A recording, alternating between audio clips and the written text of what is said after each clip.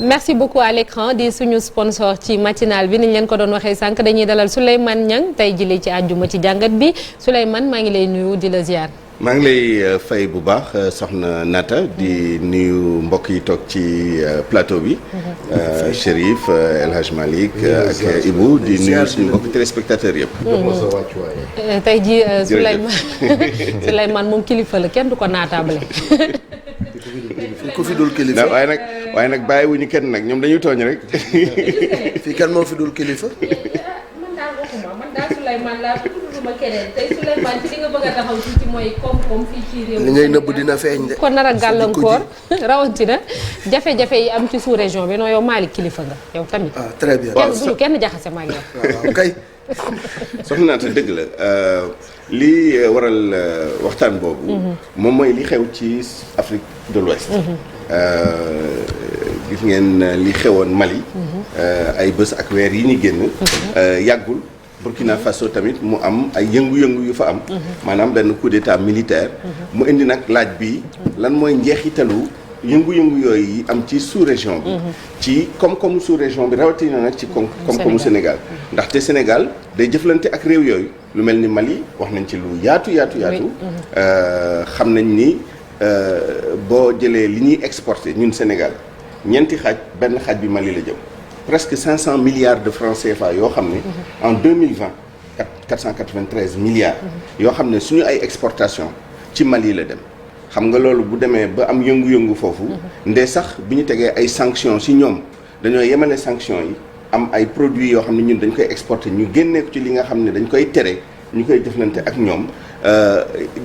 dindiwul ni am na yeneen produits yoo xam ne nag daani dafa wàññi lu donc 2021 chiffres yi ñu ngi koy xaar bu baax a baax te xam nañ ni dina am njeexital ci loolu Burkina Faso nag xëj na dayo bi du benn parce que boo xoolee chiffre Burkina Faso yi Burkina Faso ñun li ñu importé si ñoom en 2020 6 milliards kese la li ñu exporté si ñoom 30 milliards kese la 0,1% de nos exportations alors que Mali suñu exportation c'est 25%. dayo bi di benn waaye ba tey ñu ngi xaar tey lan la sommet extraordinaire virtuel bi nga xam ne moom la CEDEAO di amal yan daan la ñu teg ci Burkina Faso lu tax ñu koy gën a xaarandi moom mooy dañoo yaakaar ni bu ñu tegee daan yi ni mel ci Burkina Faso xëj na Côte d'Ivoire lay gën a gaañ que Sénégal ñu bëri ñu ngi doon wax ni Sénégal dafa xaw a seetaan Mali Côte d'Ivoire fexe ñu imposer ay sanctions yoo xam ne dina gaañ Côte d'Ivoire tuuti waaye Sénégal lay gën a gaañ bi yoon nag bu ñu tegee sanctions yi ni mel ci Burkina Faso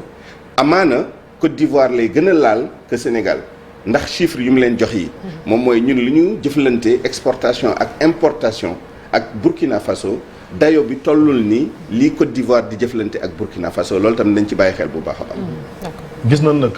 fan yi genre diplomatiquement gars yaa ngi yëngatu parce que Sénégal rek démb le président béninois Patrice Talon mi ngi fi woon semaine passée aussi le président togolais mi ngi fi woon ay demee dafa mel ni daan yi tar na mais gars yaa ngi jéem a xool naka leen def pour régler situation parce que xëy na dugg nañ ci loo xamante ni guutal la. dëgg la sanction moom fu mu am buy wàññi koom-koom day gaañ ñu bëri xoolal ñaari dëkk yooyu nga wax noonu muy Togo ak Bénin Togo ak Bénin ñoom ñëpp ay. alternative la parce que am nañu ay port yu baax rawatina nag Togo port boo xam ne bu am maanaa la bokk na ci port yi gën a am maanaa am solo ci sous-région bi donc sanction ak ay troubles yu mel nii bu amee li muy wàññi moo ëpp lu muy yokk waaye amaana dundu réew moo ni demee day am ay événements yàlla mu ngi suturaal Sénégal amuñu événement d'une telle gravité mais bëriwul ci sous-région bi dëkk yoo xam ne amuñu jaar-jaar yu nu mel donc loo xam ne presque mënta ñàkk la bu amee nag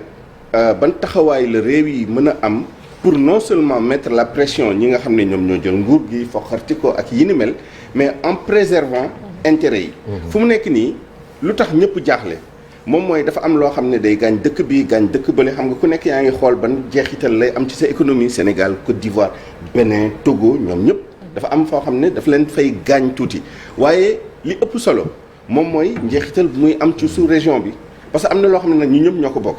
par exemple lu mel ni risque pays xam nga ñi ñuy lebal xaalis par exemple loolu mooy lien bi ñii ñu lebal xaalis dañ naan la dañ leen lebal benn boo may fay nga fay ma benn teg ci tuuti mooy taux d'intérêt yi. taux d'intérêt yooyu plus ñuy am jàmm plus suñu institutions yi di stable plus suñu dëkk yi di jëm kanam en termes de développement moins ñu am ay taux d'intérêt yu kawe. parce que bu boobaa risque bi day wàññeeku. taux d'intérêt lenn rek lay tekki mooy risque taux d'intérêt bu kawee rek mooy risque bëri na bu suufee rek mooy amul risque. lu tax tubaab bi ñoom seen taux d'intérêt wàññeeku parce que boo leen lebalee xanaa àdduna tukki waaye am nga yàqin ni bu àpp bi jotee dinañ la fay la sa intérêt fay la sa amortissement. alors que bu nekkee nii dañoo nekk ci zone boo xam ne dafa troublé.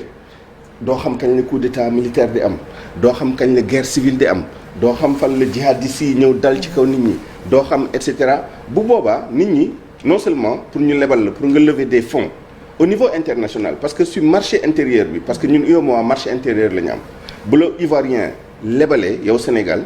dette intérieure la du dette extérieure parce que ñoo bokk UEMOA ñoo bokk même monnaie et cetera mais pour ñi nekk en dehors de la zone lebal la xaalis dañu xool loolu yëpp waa ñii seen zone bi yëngu na ñii est-ce que su ma leen lebalee tey dans 10 ans dañ ma mën a fay obligation bi ma jënd ci ñoom tegal ma ci sama intérêt amuñu sax visibilité sur un an on ne sait pas quand est-ce que le régime civil di ñëwaat est-ce que régime civil bi bu ñëwee du am beneen coup d'état xoolal Mali lu am ñaari coup d'état militaire yu tegaloo de la même personne et cetera bu boobaa nit ñi dañu commencé am xel ñaar bu boobaa nag dañ naan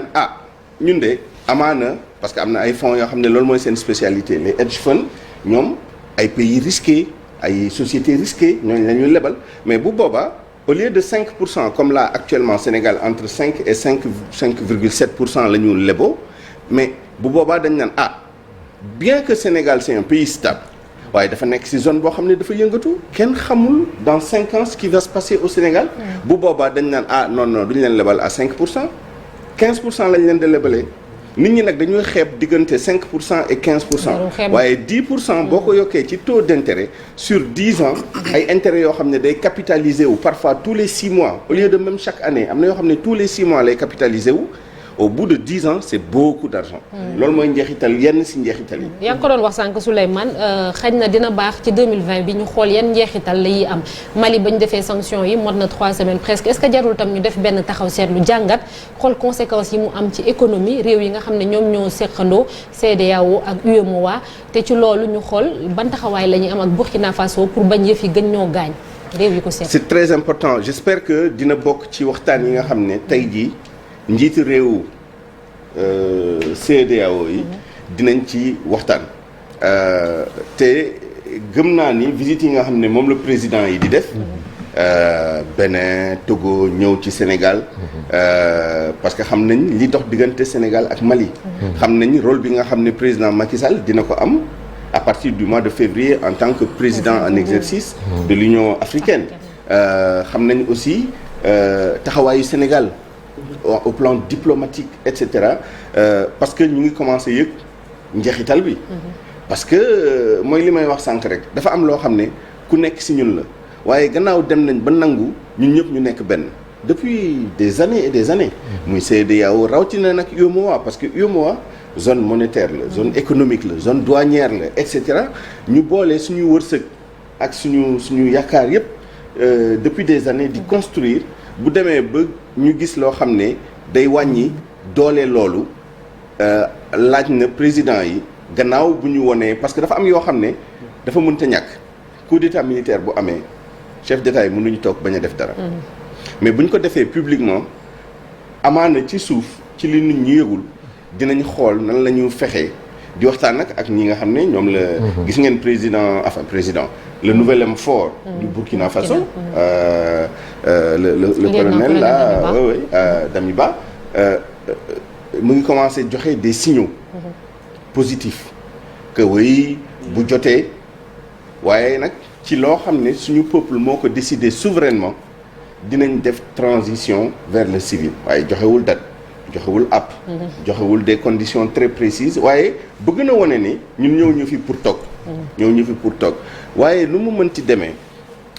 tey priorités yi ñoo xaw a changé tuuti l'économique moo nekkoon priorité boobu ba léegi développement et cetera mais tey jii la priorité malheureusement dafa dem ci sécurité loolu la jéem a expliquer suñu priorité principale actuellement c'est la sécurité parce que tamit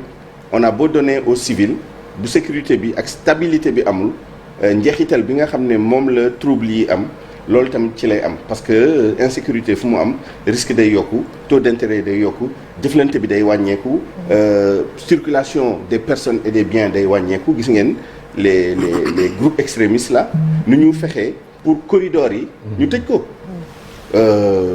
entre les front xoolal rek les 3 frontières loolu rek ngay dégg zone des 3 frontières Mali Burkina ak Côte d'Ivoire après nga jël Niger Mali ak Burkina waaw yooyu yëpp c'est des verrous yoo xam ne dañ koy tëj parce que koom-koom bi fa lay jaar donc loolu tamit c'est important ñu bàyyi ñu jàpp les 2 priorités en même temps l'économique et la sécurité. soxna Naata rapidement foofu sax laay commencer parce que wax nga ko sécurité la ak frontières yi gis nañu li xew récemment wax nañ ko léegi ci journal bi village bi ñu naan Togbo askan moo fa nekk pratiquement ñoo daw wutali ak Côte d'Ivoire ndax nee nañ liñ daan bay seen jur yeeg yi ni mel lépp la ñu nangu genre fait yooyu tamit ban conséquence la mën a am ci ëllëg wala sax surtout ça dans la gestion de cette crise. Évidemment day am ba yeneen dimension yu mu ci yokk déjà sur l'économie réelle parce que on parle beaucoup des marchés financiers des taux d'intérêt de la monnaie genre affaire mel noonu économie réelle bi jënd ak jaay bi bétail dafa bokk lu am importance ci exactement Mali bokk na ci lu muy gën a exporter dans la sous-région bétail la vers la Côte d'Ivoire vers le Burkina Faso vers le Sénégal donc boo gàllankooree loolu da ngay indi ay jafe-jafe échange yi am ci frontières yi dëkk bi am na lii dëkk bale amul lële am na ñoo xam ne xorom sax problème la ci ñoom ci beneen dëkk lañ koy jëlee boo daggee les lignes de communication les lignes d'approvisionnement da ngay indi problème waaye dafa am beneen dimension bu ci nekk mooy li nga junj léegi mooy dimension humanitaire bi crise bi bu continuer nii day indi yeneen jafe-jafe yoo xam ne day gën a gàllankoor suñu koom-koom bi mooy crise humanitaire te bu boobaa day laaj say ressources budgétaires nga jël ko dugal ko ci parce que il faut nga jël en charge soit sa propre population yi nga xam ne dañoo déplacé wu wala ay population jàmbur yoo xam ne dañuy ñëw sa dëkk avec tout ce que ça pose encore une fois comme problème sécuritaire gis ngeen Mali bu mu amee les difficultés là au début des années 2010 donc ay 2012 2013 gis ngeen y avait 60 000 réfugiés yu jóge woon Nord Mali daw dugg biir Mauritanie ba am fa benn camp de réfugiés boo xam ne bokkoon na ci camp yu gën a yu ëpp dayo ci Afrique indi woon na ay tensions parce que da ngay ragal ni aussi ci ñii di déplacé wu am na ñoo xam ne ce sont des extrémistes dañuy ñëw yàq sa dëkk ak yi ni mel et puis koom-koom bi arrêté complètement parce que commerce mënul am foo xam ne dafa am des risques ñu lay attaquer et cetera et ñi nga xam ne ñooy yëngal dëkk bi actuellement loolu la ñu jublu moom mooy paralyser gàllankoor jëflante bi ci koom-koom diggante dëkk yi parce que loolu mooy mëdd dëkk yi xoj leen ba nga xam ne bu boobaa day indi ay trouble ci biir dëkk yi donc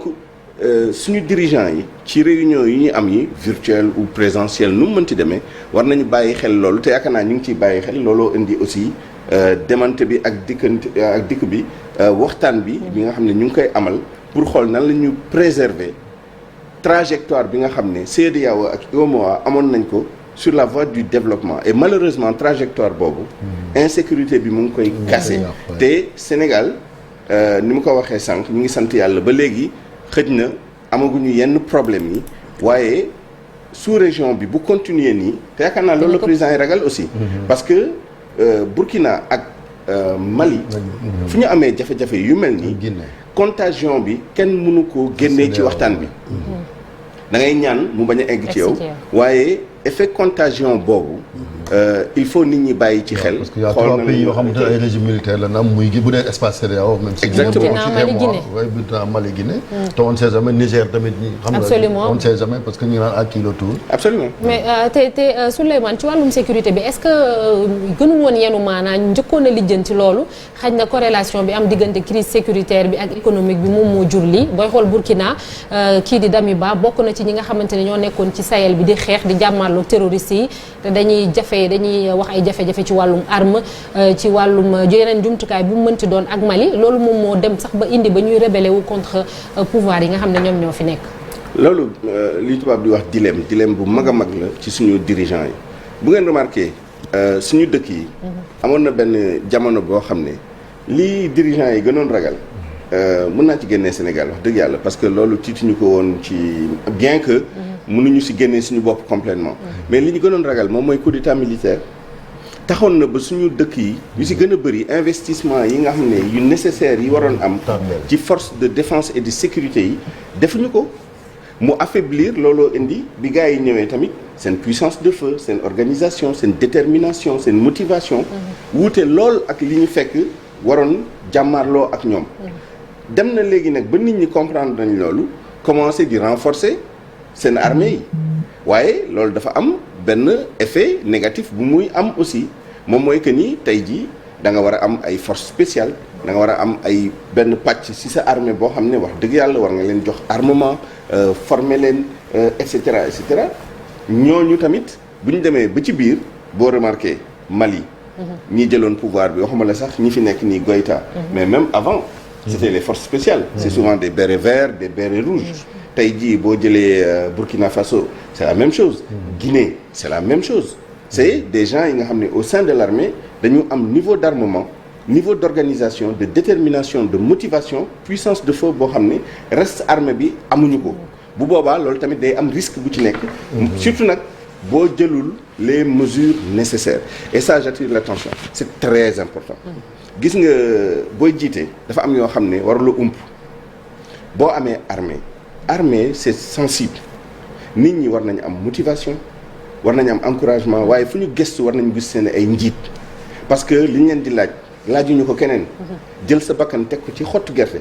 di xeexal dëkk bi di protéger frontières yi mën nañ li si rey sa bakkan xëj na si et cetera day laaj bu boobaa ngay motiver jox leen armement ñu nekk ba suur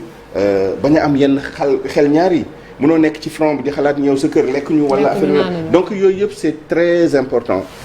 suñu dirigeants yi di ci bàyyi xel di motiver gis nga tey boo jëlee Burkina Faso l'une des raisons c'est pas la raison principale waaye tey jii bu nekkee dafa am ay soldats yu dee nga def sa benn pour la forme nii rek c'est 2-3 jours de deuil national am na nu muy demee sax deuil national bi guddi boo delluwaatee ci grand boulevard yi fii am les maquis là tout se passe comme si de rien n'était ba pare seeni ay njaboot ñi nga xam ne seen borom kër yi dañoo faatu doom yi nga xam ne seen baay dafa faatu amul non seulement amul respect mais en plus ñu tumuranke du jour au lendemain